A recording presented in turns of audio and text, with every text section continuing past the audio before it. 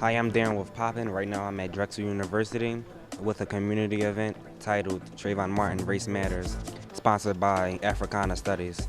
This event is basically to respond to the Zimmerman verdict and to show the community how to positively react to it. Let's go check it out.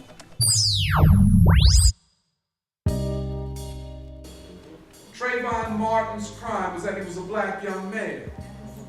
Oscar Grant's crime was he was a black young male. We have to point to the social, political, and ideological forces that have both motivated the crimes against an entire people and that continue to justify those crimes.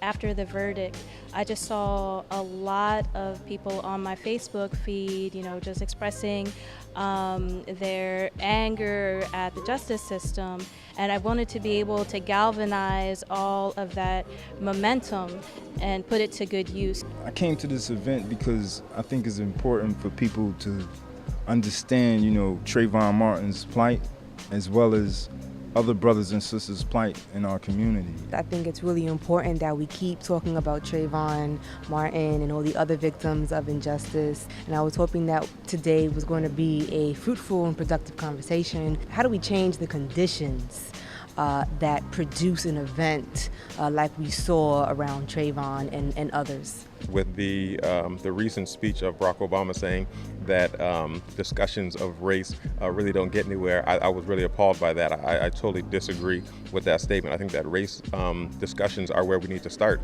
It's definitely not where we need to end, and there are more steps after that, but it's probably the most important step that we have to take is to discuss race and racial oppression. I came to this event because I wanted to see what type of actions we as black people were taking from the verdict of Trayvon Martin. I wanted to see if we was actually trying to do something about it. What do I tell young black males that are looking at the Trayvon Martin case and seeing themselves in Trayvon Martin? And what are some steps that you're taking to make change?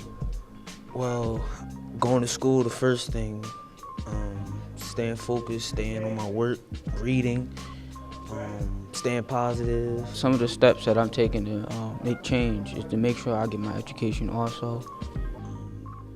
Dressing nice, because the first thing to me, you gotta have a good image.